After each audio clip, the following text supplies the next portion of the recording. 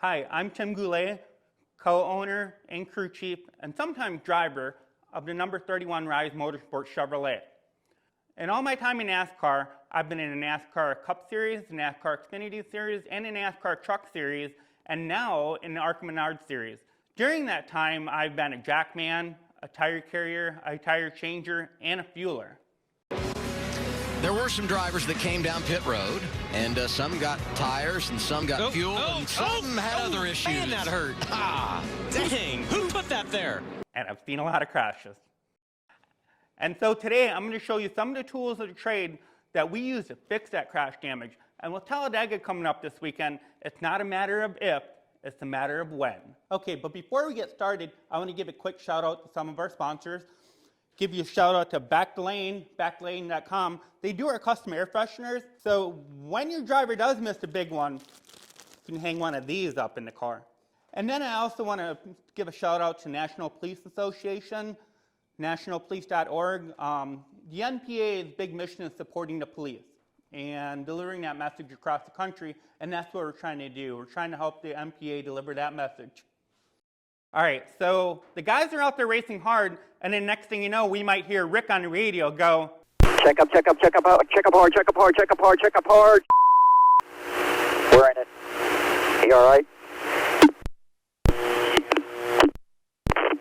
Damn it. Sorry, guys. So then the crew's going to jump into action. So at that moment, we typically can't see what kind of crash damage there is. So we have to rely on our crew chief letting us know, hey, this is what's going on, this is what it looks like. So then by the time we get back around, we have an idea of what to expect. If we're really lucky, it's a red flag. And during a red flag, we can't touch the car, but we can walk around the car and we can take a look at it and develop a plan as much as we want, so that when the yellow flag comes back out and work can commence, then we have a solid plan in place for what we're going to do. All right, so the first thing I want to talk about is this piece right here. Probably caught everybody's attention. This is a demo saw. So I think the first time the public ever saw this thing on track was Martin Truex Jr.'s team. And it was pretty visible on TV, and everybody's kind of like, hey, what the heck is that? And then we all had to get one of those. And you can see how this works really well. Just got to keep your fingers away from it. All right, so next we're going to talk about a Sawzall. And I'm really glad that we're talking about the Sawzall today, because I just realized I need to get Sawzall blades for Talladega. But you guys seen this thing 100 times on pit road. It's nothing fancy, everything you guys have ever seen. Probably our most common crash removal tool. And then we have a grinder with a cutoff wheel. It's kind of an accessory to Sawzall. Typically it'll be a second guy using it. So when you have multiple guys working on it at once. Typically teams don't have multiple demo saws. Like they have a couple of Sawzalls and a grinder. Sometimes it might be a location, sometimes it might be a heavier piece of splitter bar or something that they need to cut. And next we got the sledgehammer. This is always one of those cool things that you guys like to see on TV. It's not as common anymore as it used to be with steel bodies. Used to have to use it a lot. Now it's a lot of bumper bar stuff, a lot of like just getting the hood back down in place. This is kind of our pretty good all-purpose one. And then we have everybody's favorite bare bonds. So the stuff is kind of similar to roofing tar. In fact, what happens is these low-budget teams sometimes go and get roofing tar and sheets of that. It's a little more, it's a little cheaper that way. Teams can save money in that route. It typically comes in a pack of a couple there. The reason I have the torch out is because very often it works way better when you heat it up. Because if you ever watch a wreck and people put bare bond on it and bare bond's flying off later, it's because they didn't heat it up and get it all nice and tacky and stick it on there. All right, another thing that we have very often is jack stand. It's really unsafe to be under the car, even on pit road. We even have jack stands there on pit road too, because no matter where you are, no matter what you're doing, safety always comes first. That's the way it always should be. All right, so this thing can kind of be used like the jaws of life. This is our porta power. It's not something that we typically use on pit road. It's something that's very often used in the garage area. So it's a hydraulic ram. So it pushes the piston in and spreads it apart. So sometimes if you have to push the bumper back out, the bumper bar, and the same thing works here. It's like the jaws of life and spreads apart. So a lot of crash damage repair very often also starts with a race jack. Not a lot of people think about that. We also have a block of wood here. The reason for a block of wood is if you have a splitter bar or something that ends up being like pushed into the track and usually with a lot of front end collision, and you have to get that back up off the ground, we use a jack, we lift up the front of the car, and then we drop the front of the car back onto the block there. And so hopefully, if we're lucky, it raises up the splitter bar and gets everything back off the track. The other thing you see here is the second jack. Not a lot of people think about bringing a second jack, but if you get a flat tire, one thing people don't think about is if you can't get it out, if you can't get the jack underneath the car, and you have like 4 or 5 guys trying to push up the car, so then you can take a second jack back by the fuel cell or the rear end and jack it up there, and then you can get the original jack underneath where it's supposed to go. So last but not least, whenever you go to especially Superspeedway, Talladega, Daytona, worst comes to worst, if your day is as bad as you hope it wouldn't be, then you need to take a set of casters. Because a lot of times what happens is you get suspension damage and you can't push the car around. So sometimes this is the only way to get it moved around, get it in the trailer. So we put it underneath the tire, and then it squishes the tire, claps it together and lifts up the tire. So then we just roll the car around. Very often we take like 4 of them with. Hopefully you don't need 4 of them. Hopefully you don't need any.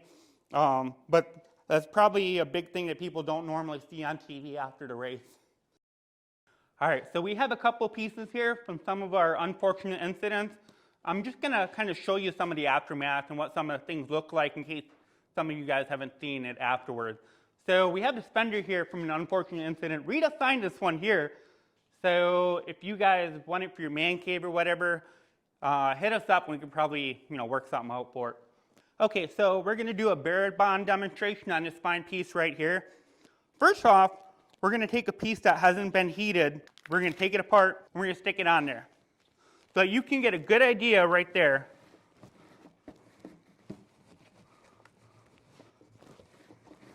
of the difference there. So now, right there,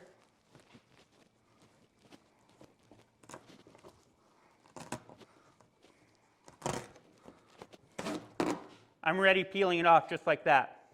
And that's how you get debris on the racetrack, and that's how you have to get called back in to fix your stuff some more.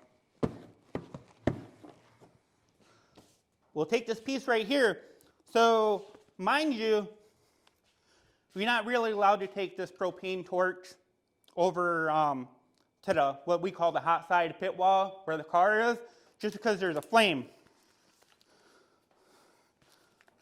They don't like that because there's fuel there. So typically,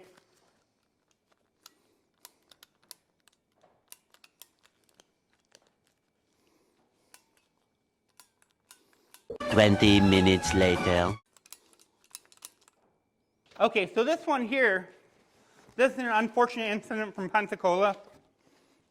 So, to give you an idea here, we bare bonded over it, but before we bare bond over it, we put a piece of metal in there to do some solid patching first. Put some screws in there. So what we do is we put the screws from the inside out. And the reason why is because of the tire. So if the tips of the screws are facing in, they're likely to hit a tire. All right, so this is our nose, kind of from that same incident.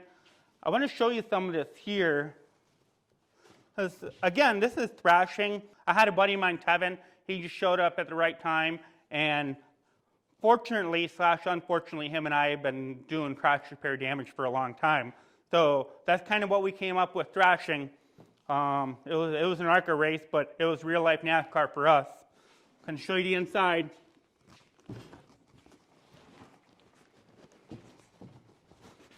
So kind of the same deal here. We worked with what we had, and sometimes you got to use like what's really at your disposal. So you can kind of see like all the damage here where it was all broken up. So we just kind of quick patched it up. did what we had to do, but we used what we had and made it work. One of us, I'm not sure who, apparently did that the wrong way. You can see the head of the bolt right there and how that could go into a tire. You're not really going to have a tire right there in this situation, but you never know. In 2017, NASCAR instituted the damaged vehicle policy, or the DVP policy. So what that was at the time was like 6 minutes. I think it's back down to 5 minutes right now. So what that means is that a vehicle comes in for crash damage, they have 6 minutes to fix it. But also during that 6 minutes time, they have to go back out there and get back up to minimum speed. If they get back up to minimum speed, the clock resets and they can come back in and work on it as much as they want. However, in ARCA, there's no DVP policy. So that means we can bring it in, work on it all race long if we need to, put it in the garage, if we're trying to get the most that we can out of points. If you're ever at Daytona and Talladega, or the bigger tracks with the exception to the tail extension, if you ever lose the tail, they require you to put a different one on or get one put back on. So the true reason why is back in the day, everybody would knock each other's bumpers off and you would go faster because you have less drag.